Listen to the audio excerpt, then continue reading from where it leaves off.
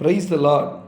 கர்த்தராகிய தேவன் 10 கட்டளைகளை தன் விரலாலே எழுதி மோய்சன் கரங்களில் கொடுக்கிறார்.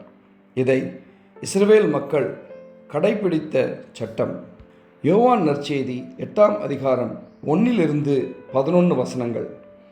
விபச்சாரத்தில் பிடிப்பட்ட பெண்ணை மோய்சன் சட்டப்பிரகாரம் கல்லாலை அடித்து கொள்ள வேண்டும் என்று இயேசு சுவாமி முன்பு நிறுத்துகிறார்கள். இயேசு சுவாமி தன் விரலாலே மண்ணின் மீது எழுதுவதை பார்க்கிறோம்.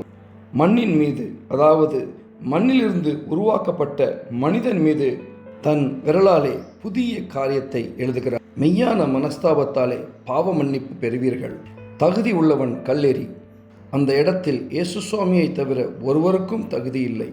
கல்லெறிய தகுதி உள்ளவரும் மன்னிக்கிறார். அந்த பெண்ணின் பாவம் மன்னிக்கப்பட்டன. மெய்யான மனஸ்தாபப்படுவோம், பாவ மன்னிப்பு பெறுவோம். ஆமேன்.